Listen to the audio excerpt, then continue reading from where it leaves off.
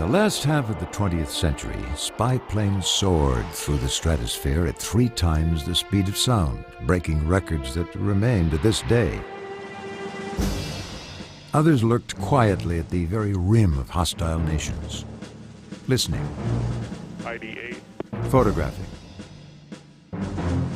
transmitting overheard conversations on secret frequencies halfway around the world. By century's end, they ranged in size from nearly 300,000 pounds to a mere 4 ounces. Covert operatives on the ground were no match for these airborne agents. Unlike satellites that toddled around the globe in predictable orbits, spy planes photographed enemy sites when and where they were needed, usually surprising the enemy. These eyes and ears in the sky came in all shapes and sizes. Some were operational in the Gulf War. Others flew spy missions in Bosnia and Kosovo. Even now, a curious array of spy planes are being developed and tested by a young generation of aeronautical geniuses. Spy planes small enough to take off from the palm of your hand.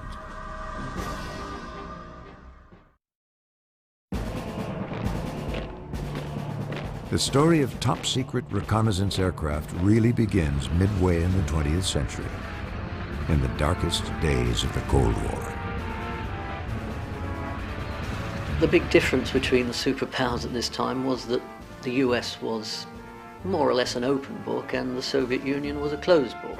The Iron Curtain had descended, and in intelligence gathering terms, it was a tough nut to crack. At the Omaha, Nebraska headquarters of the Strategic Air Command and in Washington, D.C., the belief was that the Soviets had far surpassed the U.S. in bomber production. Duck and cover. Duck. In fact, this civil defense training film was required viewing for all American school children because of the fear of a Soviet nuclear attack. Many Americans believed that it was only a matter of time before a fleet of Russian Bison bombers would soar across the United States, dropping nuclear bombs on every major American city, every military installation, every armament factory.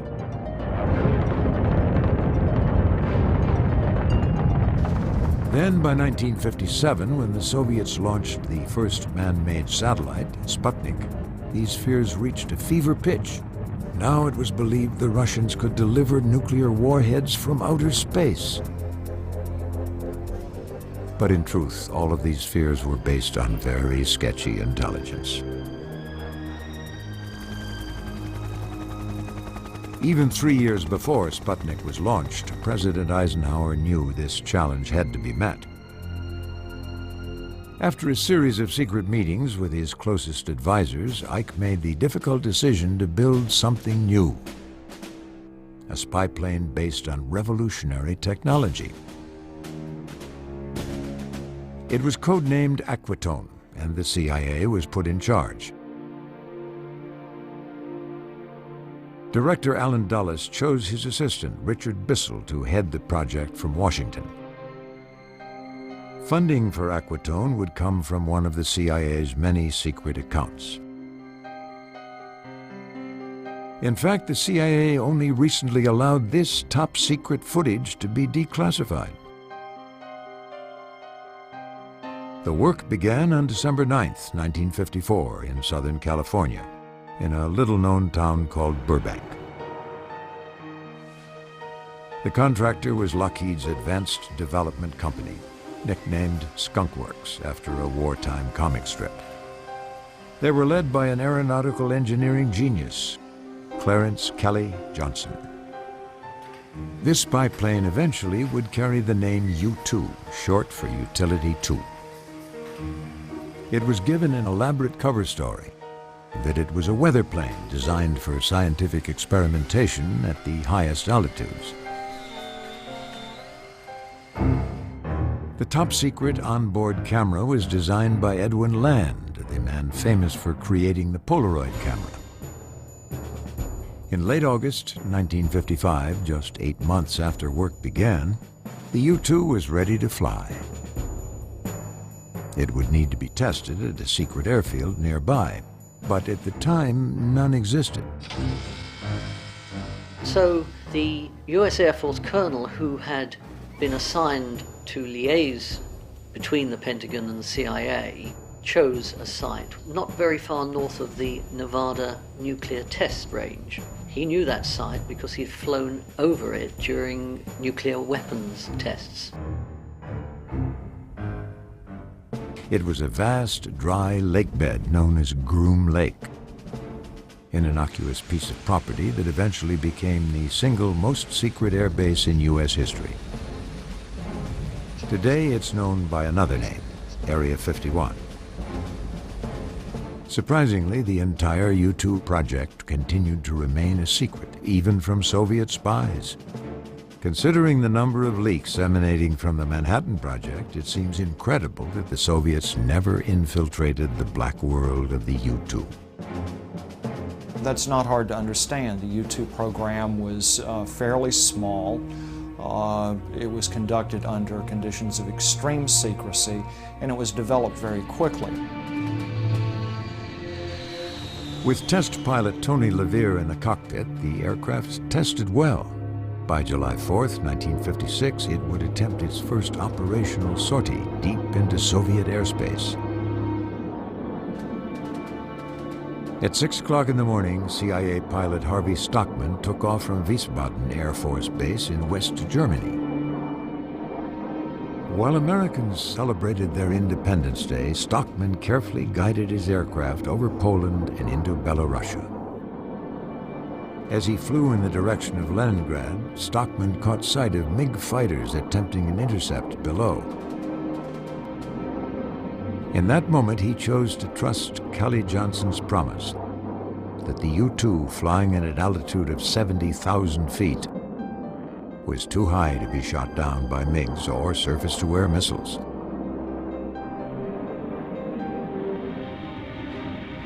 Stockman held to the course and made it home safely with clear reconnaissance photographs of the forbidden territory of the Soviet Union. But Russian radar had locked on to the U-2 on her maiden spy mission.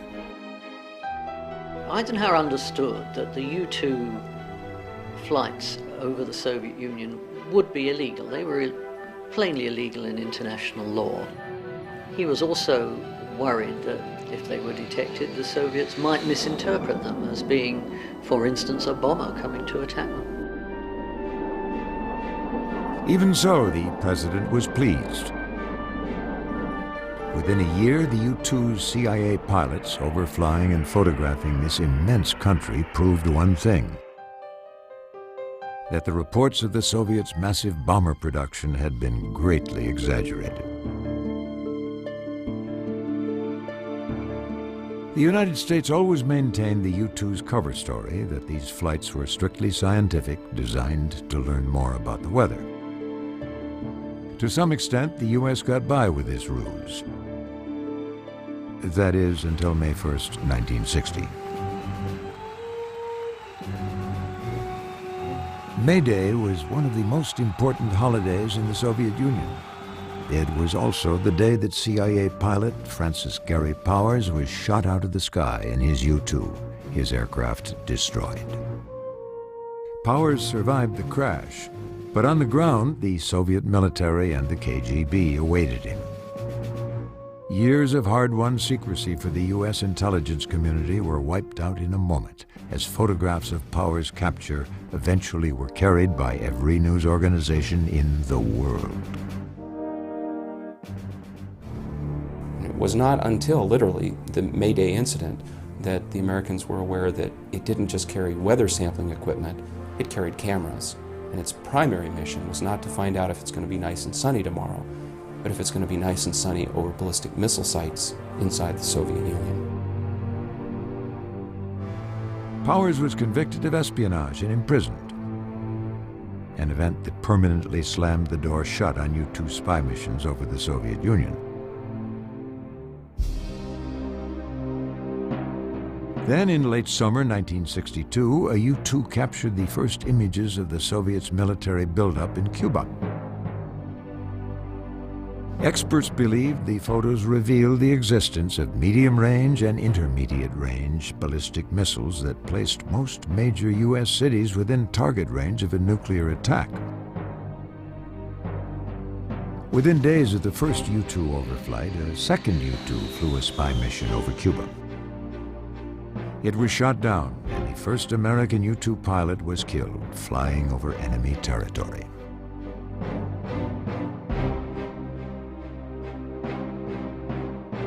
As Soviet ships headed towards Havana Bay with another shipment of armaments, President John Kennedy called Soviet Premier Khrushchev's bluff.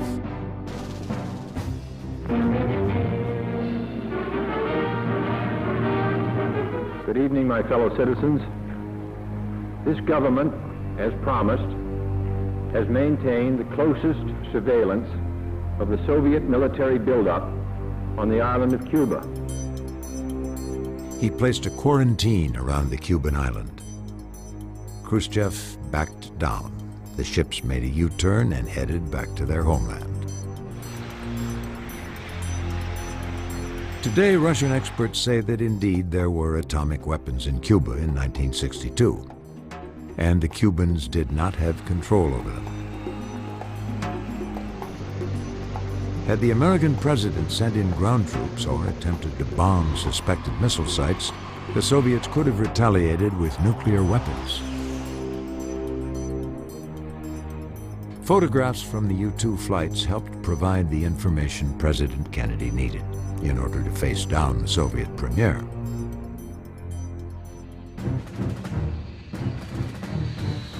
This resilient spy plane has literally overflown the entire world. In fact, there is no landmass the U-2 has not overflown and photographed.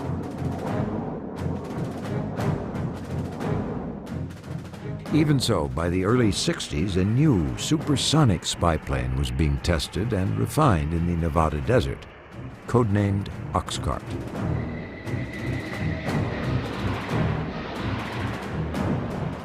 Stealthy and sleek, it would become the fastest aircraft on Earth.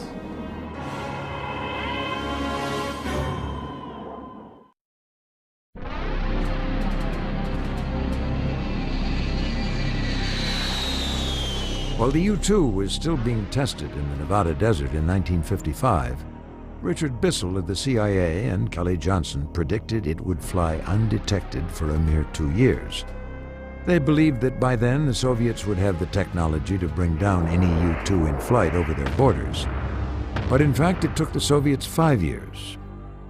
Even so, it was this concern that prompted President Eisenhower and the CIA to order the engineers at Lockheed's Skunk Works to begin work on the next generation of spy plane. Codenamed Oxcart, the A-12 eventually would be known as the Blackbird. Even before the U-2 was shot down, President Eisenhower had authorized its replacement with the A-12 and ultimately the Air Force's successor to the A-12, the SR-71. It would fly about 10,000 feet higher than the U-2, but most importantly, it would fly 3 times the speed of sound. And the missile that shot down the U-2 could never catch the SR-71. In the summer of 1959, President Eisenhower approved initial funding for the top-secret aircraft. The money would come from the CIA, a black budget of $4.5 million. Because the U-2 was so easily visible to Soviet radar, Kelly Johnson designed the A-12 with a reduced radar signature. Its shape and configuration, as well as the materials from which it was created, all served to defeat radar detectability.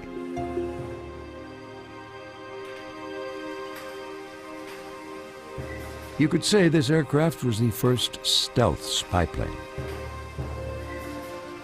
It was also the last plane developed with a slide rule instead of a computer. This stealthy aircraft inhabited the black world of the CIA, the Strategic Air Command, and the Air Force for years.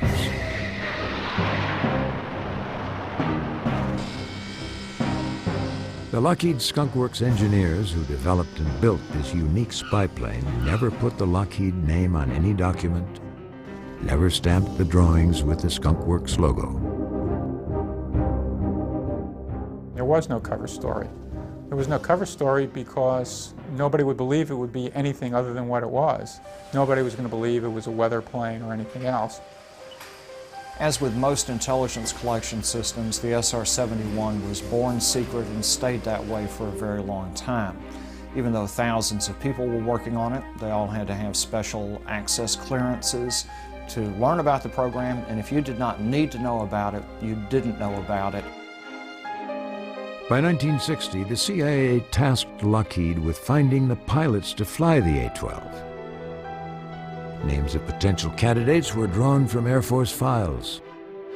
The CIA was responsible for the intensive security background checks. Like the U-2 pilots before them, the men who finally were chosen were sheep-dipped, meaning they left the Air Force. Their military status was suspended. Then they became civilian employees of the Central Intelligence Agency. Maintaining secrecy within the government was basically through this compartmented system where anybody who was going to be told about Oxcart had to be approved, had to go through security screening, had to sign a special agreement. In mid-February 1962, the A-12 was ready to fly. There was one problem. In its time, the A-12 looked like an aircraft straight out of a science fiction film. No one had ever seen anything like it, anywhere. The moment it was airborne, the A-12's secret existence would be revealed to the public. So designer Kelly Johnson and his CIA counterparts decided that the aircraft would have to be disassembled in the Skunk Works plant in Burbank, California, and then hauled to the Nevada desert in a specially built trailer under cover of darkness. And with secrecy assured, on February 26, 1962, the Oxcart convoy arrived at the secret test site at 1 o'clock in the afternoon.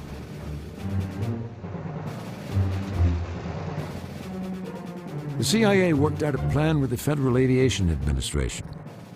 Together, they enlarged the restricted airspace around Groom Lake. A few civilian air traffic controllers received clearance for Oxcart operations. Nearby military facilities were also briefed and ordered not to report radar sightings of any unusual aircraft. The first flight revealed that even in the hands of Lockheed's most experienced test pilot, the A-12 was temperamental and difficult to fly. By the second flight in May, the problems were minimal, and the A-12 went supersonic. The plane was officially announced in the summer of 1964 by President Lyndon Johnson, 7 months after he assumed office. The system will be used during periods of military hostilities and in other situations in which the United States military forces may be confronting foreign military forces. Further information on this major advanced aircraft system will be released from time to time at the appropriate military secret classification levels. Some believe his intention was to use the existence of the A-12 to refute charges that he was soft on defense.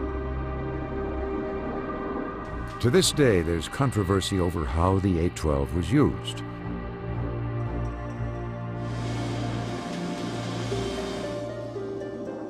According to some experts, in August of 1964, the CIA needed several operational aircraft to overfly Cuba by November 5th. They reportedly had discovered that immediately after the U.S. presidential election, the Soviets planned to use guided missiles to shoot down every U-2 flying over Cuba. Without the U-2's reconnaissance photographs, the U.S. intelligence community would never know if the Soviet Union redeployed their missiles to Cuban soil. They believed that the A-12 was the answer.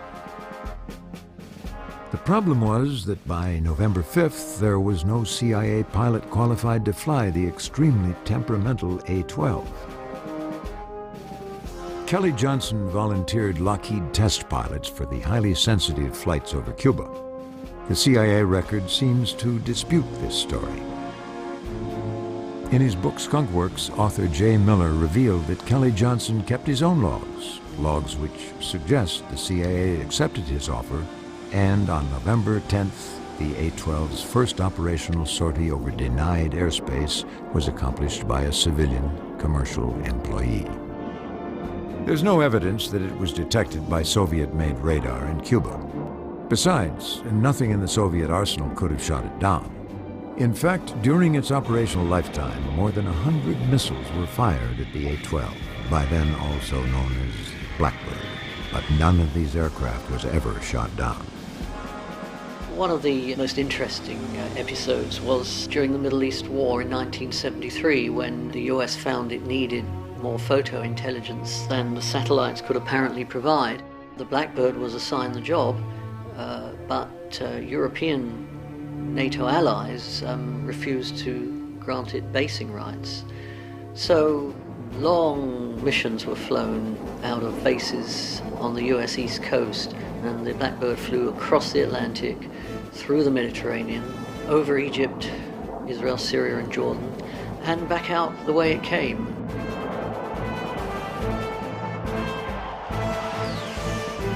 For the Blackbird, flying faster than Mach 3, these missions from the east coast of the United States to the Middle East and back were a mere 10 hours long. But the supersonic speed also called for as many as 5 to 6 aerial refuelings. Blackbird flew this difficult mission at least 9 times in just a few months.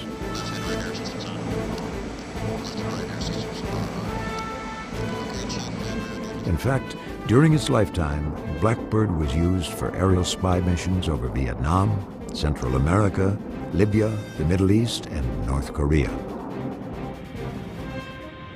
But time, politics, and changing economic priorities began to affect this enigmatic spy plane's operational life. Spy satellites had become more sophisticated, and the CIA was out of the manned aerial reconnaissance business.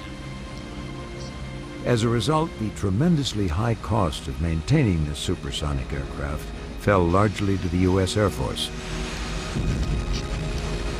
which eventually decided the price tag was just too steep.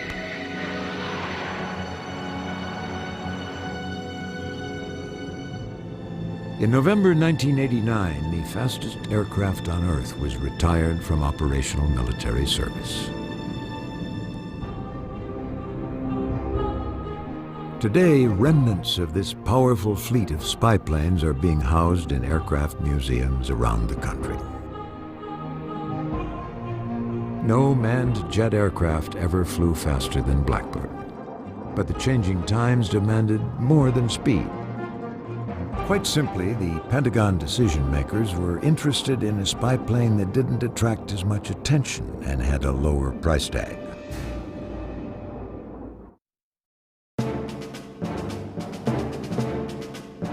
After the U-2 incident, when Francis Gary Powers was shot down over the Soviet Union, no American president would approve a manned spy flight deep into Soviet airspace. The threat of a nuclear response was too great. And so the American intelligence community found itself between a rock and a very hard place. The U.S. needed to know what the Soviets were up to, what kind of missiles they were testing, what sorts of nuclear warheads they could deliver, and where. The U-2 was out. Soviet SAMs could shoot it down. And the A-12 wasn't operational. Spy satellites did offer clear and detailed photographs. Their presence didn't constitute an act of aggression. but they had their own very serious drawbacks. They were visible and predictable. All an enemy nation needed to do was to camouflage its assets when the satellite passed overhead.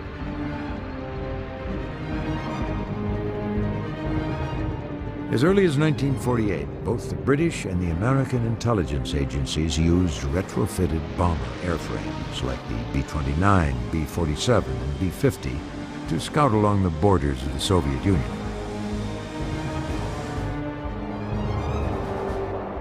But it was difficult for a MiG pilot to tell if the B-47 was a bomber or a reconnaissance airplane, particularly for an inexperienced Soviet pilot. This made spying on the Soviet Union with reconditioned bombers far too provocative. The Air Force needed a nondescript airframe it could fill with a cargo of listening devices, electronic sensors, and analysts. By the early 60s, they found the answer in Boeing's KC-135 jet tanker, a cousin of Boeing's 707 commercial jetliner. It was given the name RC-135.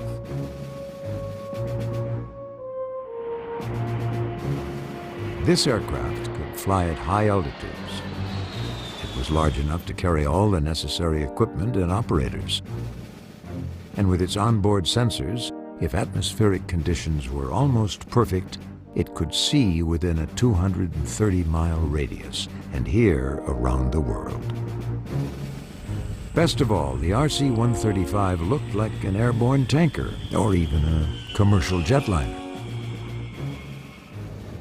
The Air Force and Boeing could hide their new spy plane where no enemy would think to look, in plain sight. Since on the exterior of the airplane it looked like a typical C-135, very few people paid attention to it. It was what mattered inside that proved the airplane's capability. Inside were extremely sensitive, top-secret sensors. So powerful, in fact, they could lock on to an enemy's radar or radio frequencies and literally eavesdrop on enemy conversations taking place on the ground.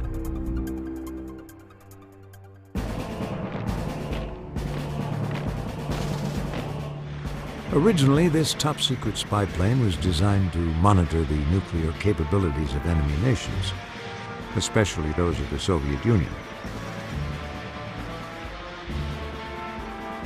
But in 1961, even before the RC-135 was fully operational, Soviet Premier Nikita Khrushchev announced to the world that Soviet engineers had developed a 100-megaton nuclear bomb. Boy, this was just a terrifying event, because if the Soviets could produce this, then that meant ultimately that American Minuteman missile silos and other very hardened shelters were quite vulnerable. Moreover, cities like New York could be erased with a single bomb. The U.S. had to find out if Khrushchev was bluffing. A highly classified program called Speed Light began immediately.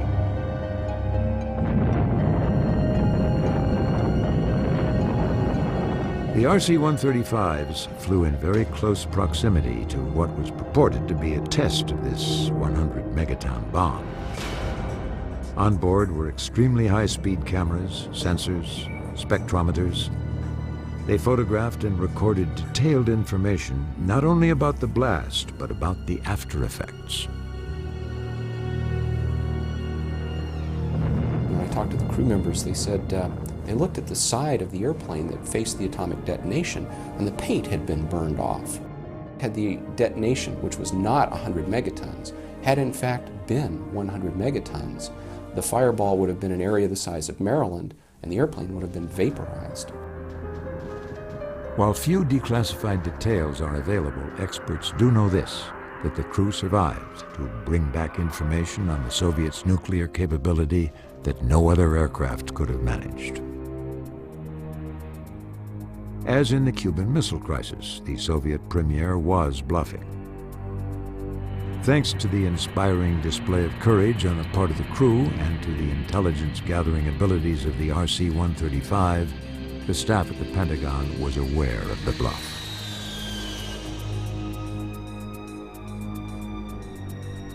Sometimes the high demand for secrecy actually inhibits the intelligence gathering process. Whether it's a spy plane, a spy satellite, or an operative on the ground, the information must pass through several hands, from the spy to the analyst and finally to the person who needs it. Some of the RC-135's missions under the operational name Rivet Joint were so highly classified that even on board the aircraft, the flight crew was segregated from the electronics intelligence crew working at the back of the airplane. The flight crew itself did not have the appropriate security clearance. In one of the airplanes, the Rivet Amber, the latrine was in the back of the airplane, and for a pilot who had to go to the bathroom, literally the crew in the back sort of had to stop what they were doing and put hoods over their equipment or whistle at something like that, so that the man with lower security clearance could go to the latrine. During the Gulf War in 1991, this kind of secrecy became a severe liability to theater commanders. It frustrated the RC-135 Rivet Joint crews and onboard observers who risked their lives to get this vital intelligence to the men and women on an already chaotic battlefield. General Schwarzkopf and his battlefield commanders in particular would say, what is the Rivet Joint telling us? What are the satellite photos telling us? What are the U-2 photos telling us? And in a post-Cold War mentality, the people who had those photos in their hands were still locked into this belief that, I'm sorry, you don't have a clearance. You don't have a need to know. And in fact, those were people sitting in their cubicles at Fort Meade, Maryland, or elsewhere, who were thousands of miles distant from the battlefield. Desert Storm and Desert Shield drew two other Boeing 707 reconnaissance aircraft into battle.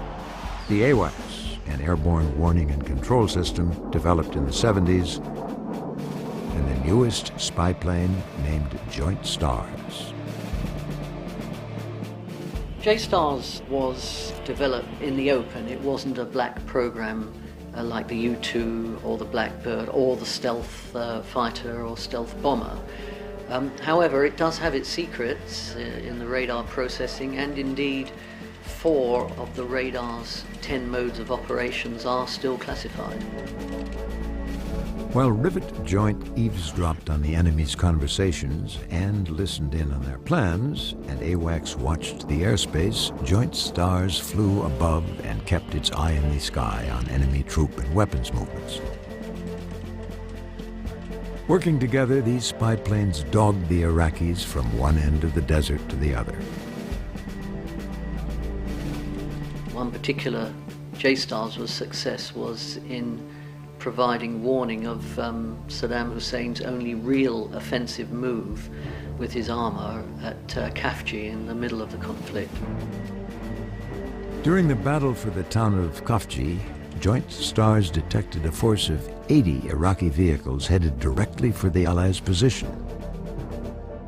This urgent information was relayed to the Marine Battle Commander.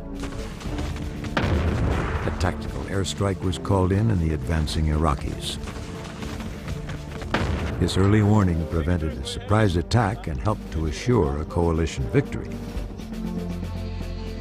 Rivet Joint, AWACS, and Joint Stars provided this same kind of protective intelligence in 1994 in Bosnia and in Kosovo in 1999. Theater commanders continue to thirst for instantaneous battlefield reconnaissance.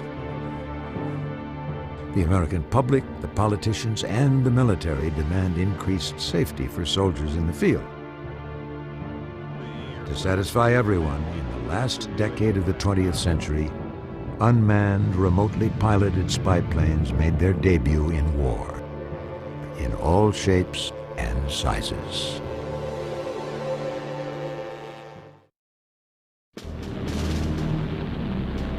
As American military forces deployed to the Middle East for the Gulf War in 1991, another kind of eye in the sky joined the U-2, Rivet Joint, and Joint Stars. It was an unmanned aerial vehicle, or UAV, and it gave theater commanders an entirely new ability to see action on the battlefield, almost as it occurred. Quite simply, a UAV is an aircraft that flies without a human pilot on board. The American Army began testing them in the 80s. Most military experts say that UAVs were designed for missions that were either too dangerous, too dull, or too dirty. In this case, too dirty meant politically sensitive. Over 30 years had passed since Francis Gary Powers was shot down in his U-2 spy plane over Soviet airspace. But the fear of another such event still lingered in the corridors of Washington, D.C. During the 90s, this concern and a low price tag pushed UAV development center stage. They are still being tested. In the mid-90s, Lockheed Skunk Works and Boeing created this intriguing UAV called Dark Star. Dark Star, set up 4 dock spot. It was recently canceled.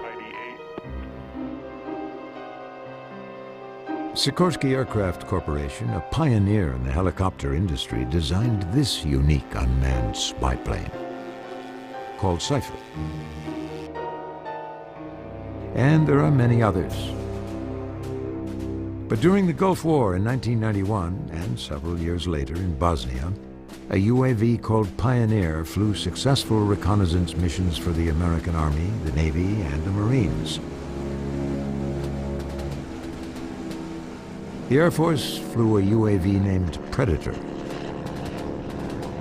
The political environment of the Bosnia theater did not necessarily allow a armed manned aircraft to overfly parts of the country, whereas an unarmed surveillance type asset such as the Predator were more easily employed.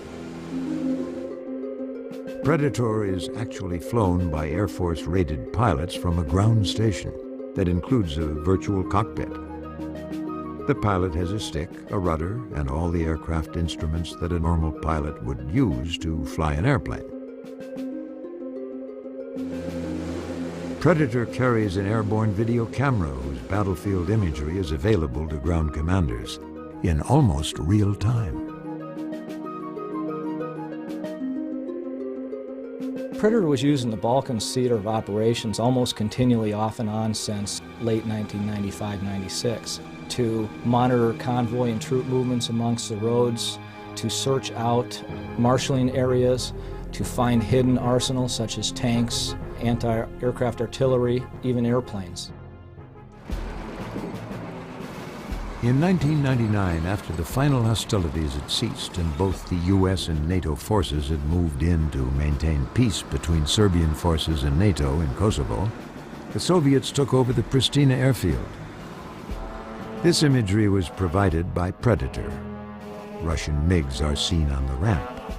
Trucks are loaded with Russian air crews and maintenance workers. The NATO theater commander tasked with securing this airfield got the information about the Russian presence from Predator quickly at a very politically sensitive time. This imagery was also made available via satellite to NATO headquarters in Belgium and to the Pentagon, thousands of miles away in Washington. The detailed surveillance that Predator provided may have helped to avoid a conflict with the Russians by revealing the true extent of their assets. No reconnaissance pilot's life was ever at risk. Runway ready. Start well clear. 3, 2, 1, mark. Power up. Power coming up. In February 1998, as Predator operated in the Balkans, another UAV was being tested at Edwards Air Force Base in the Mojave Desert. The Global Hawk. You're talking about a vehicle that can stay aloft over 35 hours and be self-deployable. We could fly from Edwards Air Force Base, where we are right now, and up to the state of Illinois. We could image the whole state of Illinois over 40,000 square nautical miles and then fly back to Edwards all in one mission. While Predator is flown by a virtual pilot from a ground station, Global Hawk's flight path is pre-programmed by computer and can be mostly autonomous. In the typical scenario, you're going to have 3 Global Hawks that are on station. So 24 hours a day, you're going to have 1 airborne imaging the battlefield. Wings are level. Global Hawk has an incredible array of high-resolution sensors on board that can see through clouds and fog, day or night, all from an altitude of up to 65,000 feet. Clear to command link switch to UHF SATCOM and conduct echo test. Like Predator, it offers almost instantaneous battlefield imagery to theater commanders. Experts believe it will be operational by the year 2003. Roger, we're good. 100 AGL. Global Hawk's onboard equipment is commercial off-the-shelf, so it is unclassified.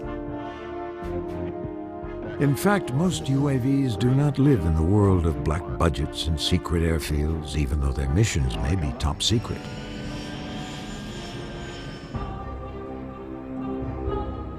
Aeronautical engineering firms across the country continue to create, test, and refine even newer unmanned aerial vehicles.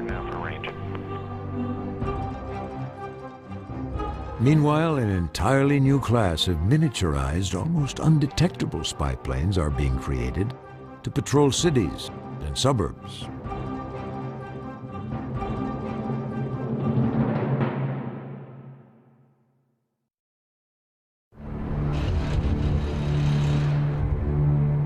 With the threat of urban terrorism increasing, tomorrow's battleground may include a city's skyscrapers or its water supply. The enemy's weapons might contain chemical and biological agents that poison the air and water.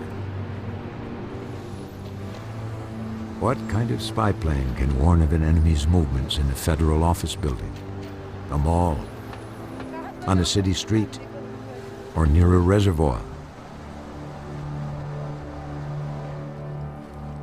And can this same aerial spy technology be used in the more traditional warfighting scenarios? It would seem so, as spy planes with no more than a 6-inch wingspan are being developed and tested. They're called micro-aerial vehicles, MAVs. And they're the brainchild of a little-known arm of the Department of Defense known as DARPA, the Defense Advanced Research Projects Agency.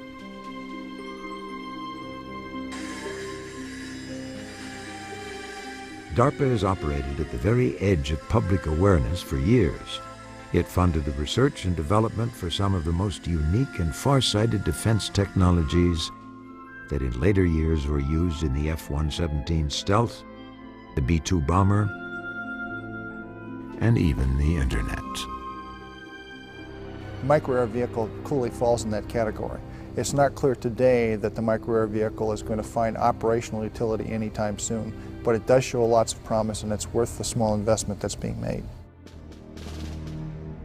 DARPA defined a micro-aerial vehicle as an aircraft with dimensions no larger than 6 inches in any direction. And it had to perform a military mission. These restrictions forced the creators to think outside the box in order to invent an entirely new species of aircraft.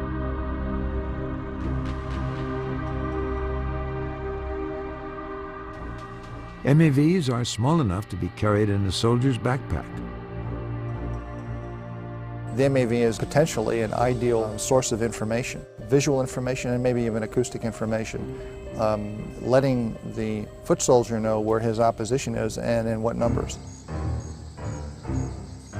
During the Vietnam War, both Viet Cong and North Vietnamese Army forces camouflaged themselves in the foliage of the surrounding jungle. The only way for the American soldier to detect them was to be close enough to see motion or to hear some small movement.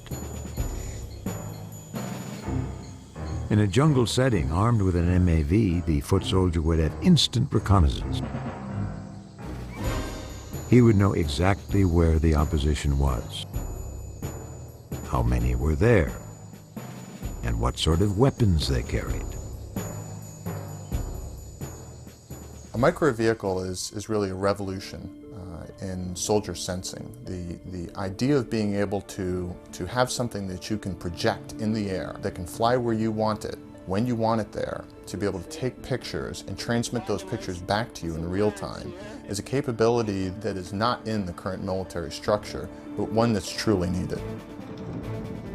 Combat in desert terrain will prove to be one of the greater challenges for the micro-air vehicle. It relies on its ability to blend against the backdrop of trees or buildings. The flat, endless, monochromatic desert landscape offers no camouflage, no place to hide.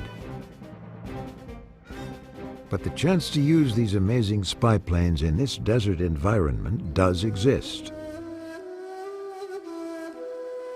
In the Gulf War, it's not out of the question, for example, that we might have taken MAVs, dropped them in numbers from a larger aircraft and allowed them to settle in on areas where we suspected illegal activity. 3, 2, 1, launch. Experts say the micro-air vehicle will have to earn its way into the soldier's bag of tricks. Once DARPA proves they can fly and carry the necessary payloads, the defense contractors who build MAVs will have to soldier-proof them.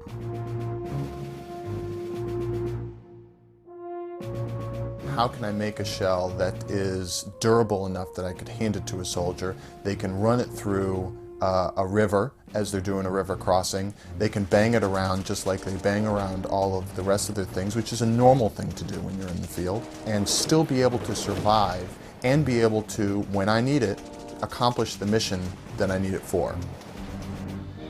Experts believe it will take another 20 years before MAVs are operational. In the meantime, DARPA has found no need to cloak micro-air vehicles in a veil of secrecy. There are no closed doors hiding this new technology.